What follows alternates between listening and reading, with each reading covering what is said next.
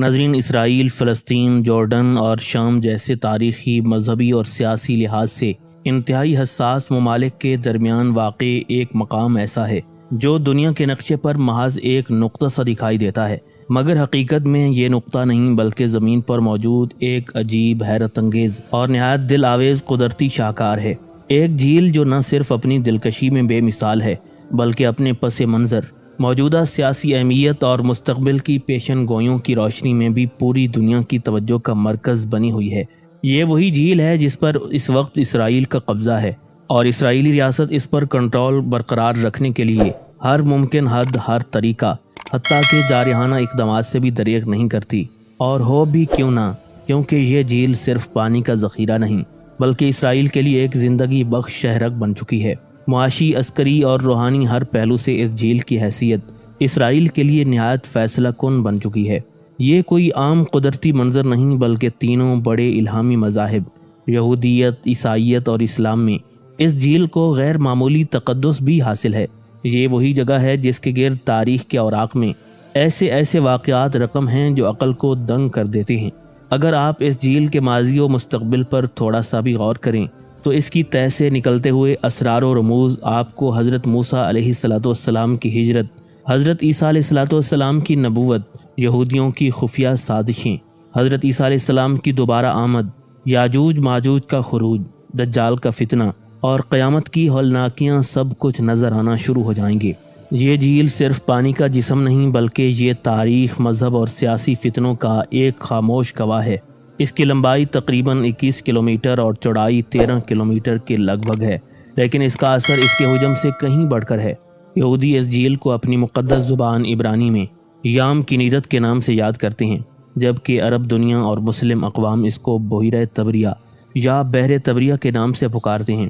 لیکن اصل سوال یہ ہے کہ یہ جھیل محض ایک قدرتی آبی ذخیرہ ہے یا پھر یہ مستقبل کے بڑے فتنوں اور عالمگیر واقعات کی ایک خاموش پیشن گوئی ہے۔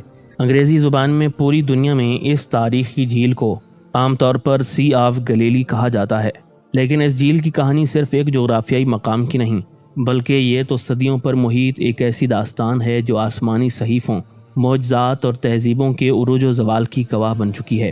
آئیے سب سے پہلے بات کرتے ہیں یہودیت کی، یعنی ان لوگوں کی جنہوں نے ہزاروں سال پہلے ارض مقدس میں قدم رکھا اور جن کا تعلق براہ راست انبیاء کرام کے سلسلے سے جوڑا جاتا ہے۔ ان کی مقدس کتاب تورات کے مطابق جب بنی اسرائیل نے ارض مقدس یعنی سرزمین فلسطین میں داخلہ لیا تو بحیرہ طبریہ کے مشرق و مغرب میں واقع مختلف علاقے ان کے قبائل میں تقسیم کر دیے گئے۔ ان میں 2 قبیلے یعنی نفتالی اور زبولون وہ تھے جنہیں اس جھیل کے سب سے قریب رہائش دی گئی اور وہ یہیں آباد ہو گئے۔ تاریخی صحیفہ تلمود کے مطابق یہ جھیل محض پانی کا ذخیرہ نہیں بلکہ رب کائنات کی عظیم ترین نعمتوں میں سے ایک ہے۔ اس کے اندر تیرتی مچھلیاں، اس کے کناروں کی ہریالی، اس کا میٹھا پانی، یہ سب کچھ قدرت الہی کا ایسا انمول تحفہ ہے جسے یہودی عقیدہ خوش نصیبی کی علامت مانتا ہے۔ اب آئیے بات کرتے ہیں عیسائیت کی، جس کی پوری روحانیت اور عقیدہ حضرت عیسیٰ علیہ السلام کے گرد گھومتا ہے۔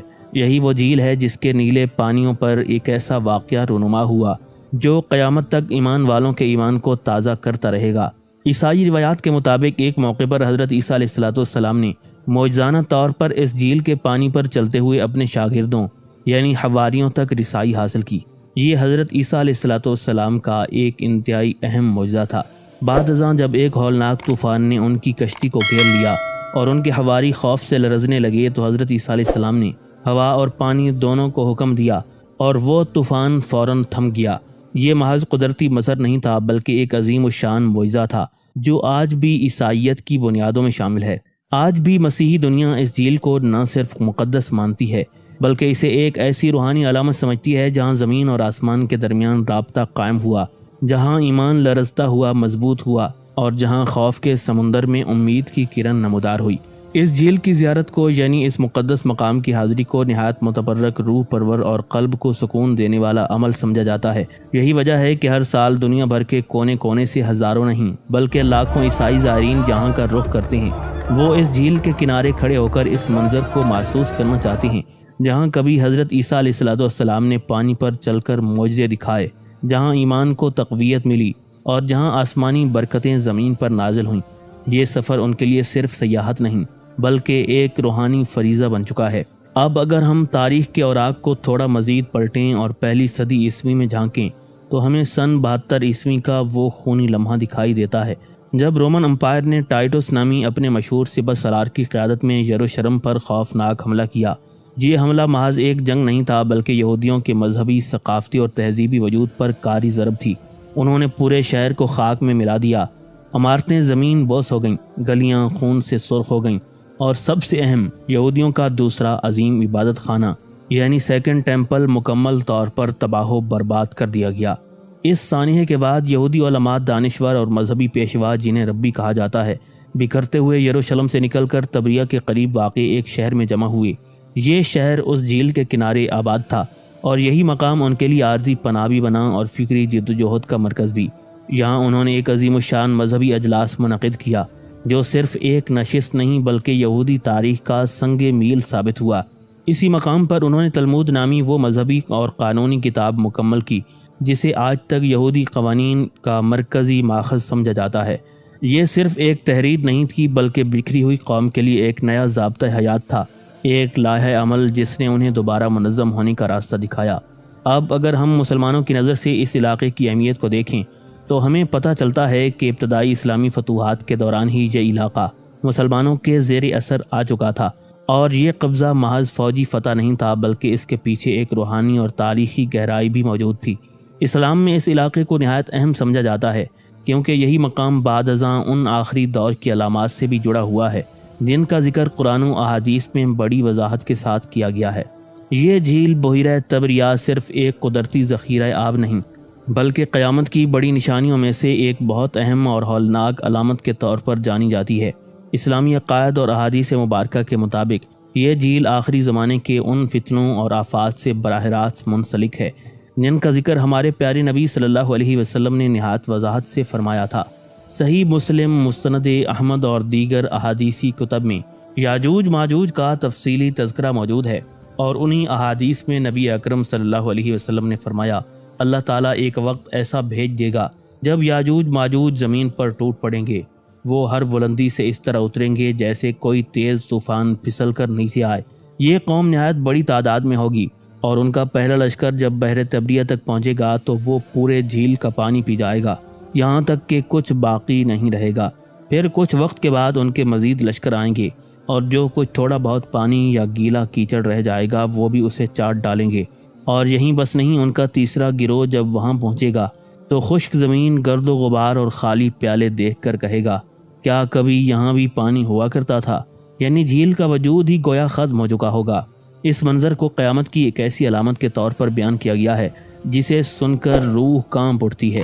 اس کے بعد یہی یاجوج ماجوج کا طوفانی لشکر تباہی مچاتا ہوا بیت المقدس یعنی یروشلم کی طرف بڑھے گا، اور وہاں پہنچ کر وہ اعلان کرے گا کہ اب ساری دنیا ہمارے قبضے میں ہے، ہم ناقابل شکست ہو چکے ہیں۔ اور واقعی اس وقت دنیا کا کوئی فرد، کوئی فوج، کوئی طاقت ان کے مقابل کھڑی نہ ہو سکے گی۔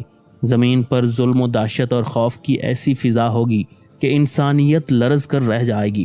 اسلامی تعلیمات کے مطابق اسی آخری دور میں حضرت عیسیٰ علیہ السلام دوبارہ دنیا میں نازل ہوں گے، اور ان کا نزول شام کے شہر دمشق کی عظیم جامع مسجد کے سفید مینار پر ہوگا۔ وہ سفید نورانی لباس میں دونوں ہاتھ دونوں فرشتوں کے پروں پر رکھے ہوئے آسمان سے اتریں گے۔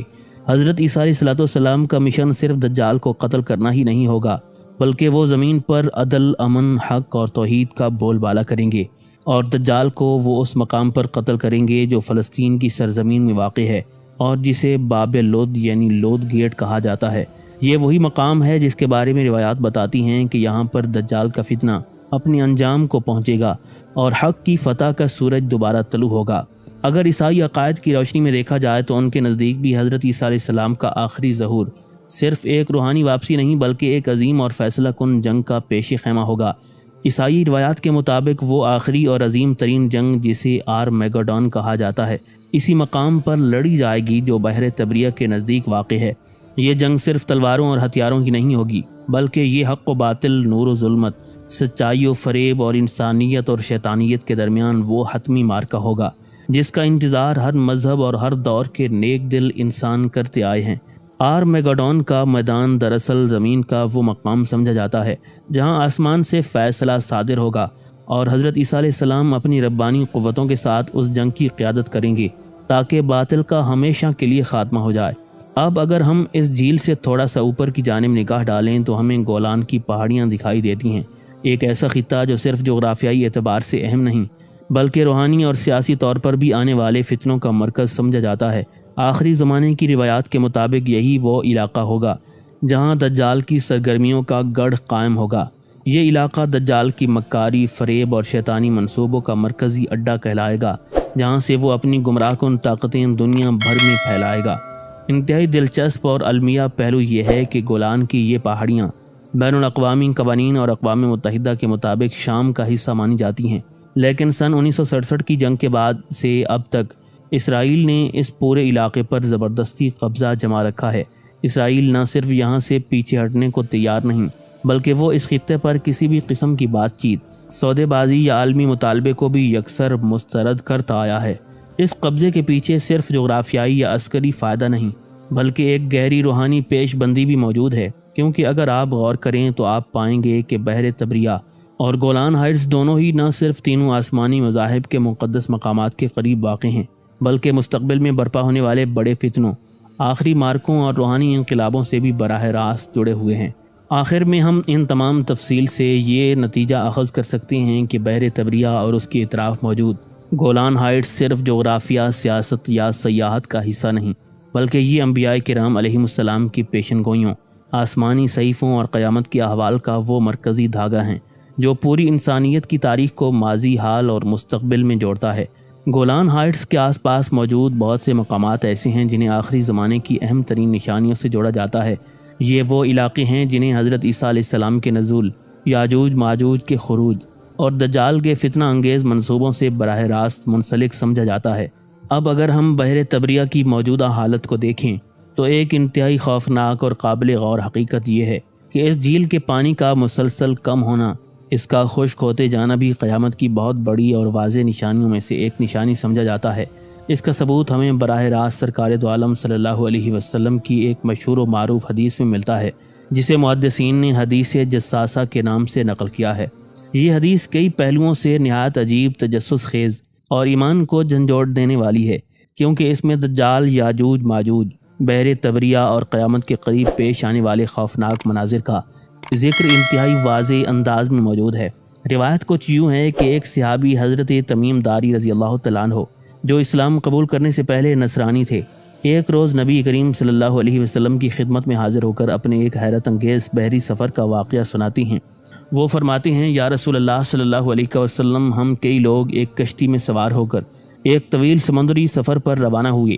کئی دنوں تک ہم سمندر کی لہروں میں ڈولتے رہے، یہاں تک کہ ہم ایک اجنبی اور سنسان جزیرے پر پہنچ گئے۔ اس جزیرے پر ہمیں ایک نہایت عجیب الخلقت مخلوق ملی جس نے نہ صرف ہمیں حیرت زدہ کیا بلکہ وہ ہمیں اپنے ساتھ لے کر ایک غار میں پہنچ گئی۔ اس غار میں ہم نے ایک ایسا شخص دیکھا جو اپنے جسم کے مختلف حصوں سے بھاری زنجیروں میں جکڑا ہوا تھا۔ اس کی جسامت غیر معمولی تھی، چہرہ سخت، پر اسرار اور وجود خوفناک حد تک بڑا تھا۔ وہ قیدی ہم سے مختلف سوالات کرنے لگا اور ان میں سے ایک سوال یہ بھی تھا، بتاؤ کیا بحر طبریہ کا پانی اب بھی موجود ہے؟ کیا وہ خشک ہو چکا ہے یا ابھی باقی ہے؟ یہ سوال ظاہر کرتا ہے کہ بحر طبریہ کا پانی مستقبل میں ختم ہونا ایک علامت ہے، ایک ایسی نشانی جو اس قیدی کے، جو کہ دجال ہی سمجھا جاتا ہے، آزادی کے قریب آنے کا اندیہ دیتی ہے۔ اس حدیث پاک سے یہ بات بخوبی واضح ہو جاتی ہے کہ جب بحر طبریہ خشک ہونے کے قریب ہوگا، جب اس کے پانی کی سطح خطرناک حد تک گر جائے گی، تو وہ لمحہ قریب ہوگا جب دجال کا فتنہ دنیا پر نازل ہونے کو تیار ہوگا۔ یعنی یہ جھیل نہ صرف ماضی کی روایات سے جڑی ہوئی ہے بلکہ یہ مستقبل کے بڑے عالمی، مذہبی اور شیطانی مارکوں کی ایک خاموش مگر خوفناک علامت بن چکی ہے۔ آج اس کا پانی مسلسل کم ہو رہا ہے، اس کے کنارے خشک ہو رہے ہیں اور دنیا خاموشی سے ایک ایسی تباہی کی طرف بڑھ رہی ہے جس کا ذکر صدیوں پہلے کر دیا گیا تھا۔ ہم سے اس عجیب و غریب شخص نے جو زنجیروں میں جکڑا ہوا تھا ایک نہایت اہم سوال پوچھا، مجھے یہ بتاؤ بحیرہ طبریہ کا پانی کیسا ہے؟ کیا وہاں اب بھی پانی موجود ہے؟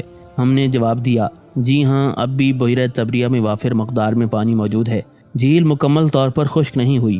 یہ سن کر اس دیو قامت پر اسرار اور خفیہ شخصیت نے ایک انتہائی حیران کن بات کہی، ایک ایسا انکشاف کیا جسے سن کر ہمارے رونگٹے کھڑے ہو گئے۔ اس نے کہا، ایک ایسا وقت ضرور آئے گا جب بحیرہ تبریہ کا پانی مکمل طور پر خشک ہو جائے گا، اور جیسے ہی یہ پانی سوکھ جائے گا تو سمجھ لینا کہ میرا خروج یعنی میرا دنیا میں ظہور ہونے والا ہے۔ یعنی وہ شخص دراصل دجال تھا، اور یہ حقیقت اس نے خود بیان کی۔ اس عجیب و غریب مکالمے کے بعد ہم پر یہ منکشف ہوا کہ جس شخص سے ہم بات کر رہے تھے، جو زنجیروں میں جکڑا ہوا تھا، وہ کوئی اور نہیں بلکہ دجال ہی تھا، وہ فتنہ جس کا ذکر رسول اللہ صلی اللہ علیہ وسلم نے ہر نبی کی امت کو تنبیہ کے طور پر کیا تھا۔ تو یوں اس مشہور حدیث جساسہ سے ہمیں صریح اور اٹل حقیقت معلوم ہوتی ہے کہ بحیرہ تبریہ کا پانی کا خشک ہونا، یعنی اس جھیل کا خالی ہو جانا، دجال کے دنیا میں ظاہر ہونے کی ایک بہت بڑی اور واضح نشانی ہے۔